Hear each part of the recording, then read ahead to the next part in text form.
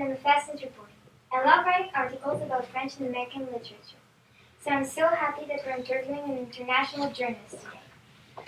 Welcome to FASNEWS, Jessica Lemasurier. Thank you. Some of our reporters, Alan and Louise, will be asking you some questions about your life as a web reporter. Hello, I'm Alan, and I'm a FASNEWS reporter.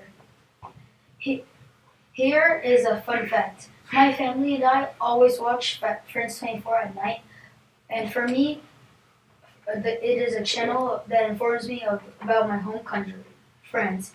Even though I am familiar with France 24, can you please tell us more about the channel?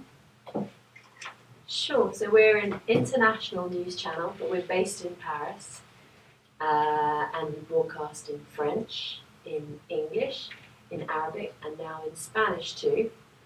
And we cover a lot of French news, but we also cover news from countries all over the world. And I would say that we're much more international than, say, American news channels, which when you watch them, usually, especially at the moment, just talk about Donald Trump, but we talk about lots of other things as well. Mm-hmm. Can you tell us why you chose to work as a journalist, and if someone inspired you, who was it? A lot of people inspired me. I would say I didn't know when I was your age that I wanted to be a journalist. I just used to like reading a lot. I used to like classes like history. I was always interested in stories and languages, so I probably have quite a lot in common with you guys, even though I didn't go to a bilingual school. But I grew up with a mother who is an immigrant. She's Italian, but she grew up in New York City, but I grew up in London. And so I was surrounded by people from different backgrounds who spoke different languages and had different stories, and I was always interested to hear their stories. And I'm very sociable, and I've always been fascinated by reading. And then I think there were a few people who influenced me. Actually, when I was a teenager at school, I had a job washing dishes in a cafe, and there was a guy, I think he was Egyptian, British, and he used to come in there, and I would serve food as well, and I would just stand and talk to him for ages, and he was a journalist, and he worked for the BBC World Service, which I don't know if you ever listened to it, but if you don't, then you should. It's a radio channel made by the BBC, and they tell stories from all around the world, and they're really, really interesting, and he would tell me about the stories that he was covering, and he would travel all around the world, and I just found him absolutely fascinating, so I think he inspired me. I wanted to be a radio journalist, because I would probably say that's my favourite medium for journalism, but unfortunately it doesn't pay very well, so I also do TV, which I have grown to love as well, and I write, which I also love doing. Okay. Can you tell us, what are some of your responsibilities as a journalist?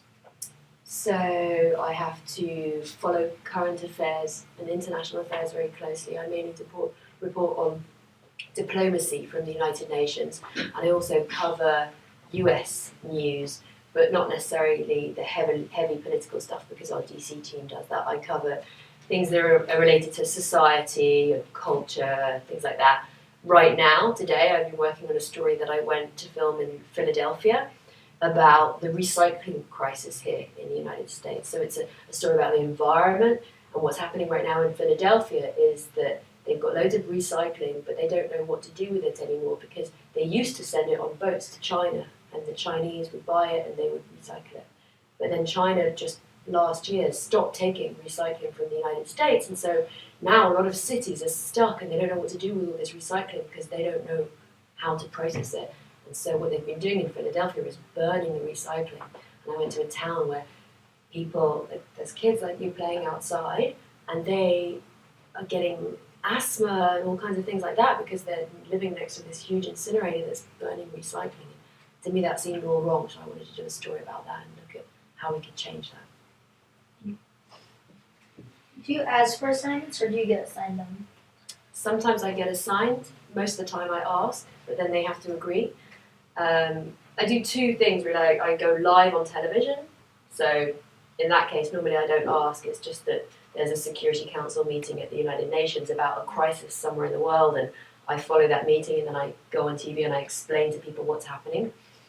Or I go and film news stories, and for those news stories, I'm normally I suggest to my channel, I think we should do this story, I think it sounds interesting, and they either agree with me or they don't. And if they agree, then I go. Also, basically, you do kind of both. Yeah.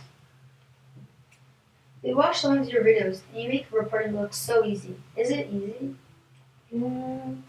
Depends. No, I don't think it is easy. Especially, it's not easy to go on television and not look down at if you've got notes or, not read off anything. It's quite hard to remember everything, especially if you're tired. So yeah, that's quite difficult. I used to be a news anchor, and then I had a prompter, so I would write everything that I would say, but I would read my prompter, and that's much easier than when you've got to remember everything. But I guess it's better if you're trying to do that, to go on TV and not read notes and just look straight ahead, then you just need to more remember the themes that you're talking about, not try to memorize everything word by word. That just doesn't really work out very well normally. Do you get nervous before doing an interview? Yeah, sometimes I do. It depends on who I'm interviewing, but I remember the last time I got really nervous, I think, was when I was interviewing the Secretary General of the United Nations, and he just got the job, and I was one of the first journalists to get an interview with him when he just started his new job, and I was really nervous because I really liked him, and it just made me feel quite nervous. So yeah, I had to pinch myself. Do you when you're conducting a news report, do you feel censored in any way? Not working for France 24, no, I haven't ever felt censored. And that's one of the reasons why I like working for that channel, because they seem to have, as an editorial line, their beliefs are similar to mine. I get to do a lot of stories on human rights and international justice and things like that, which I like. So not with my channel, but I have in the past had a problem with the editorial line for other channels I've been working Okay, thank you. Well, we already talked about it, about my question, but maybe I can ask you again. While watching some of your recordings, I realized that you were always paying attention to the person in front of you rather than your notes. How did you do that? Yeah, it's really hard. You have to try to focus on the lens of the camera, because that's where you have to look, for it to look like you're looking straight ahead, and that's what makes it look like you're talking straight with the presenter. There are also other tricks you can do that I learned, that you can do things like say the name of the presenter, and that makes it sound like you're having a conversation that's more relaxed. And you can have some notes. It's not a bad thing if you look down from time to time, especially if you're quoting somebody and you don't want to get wrong what someone very important has said.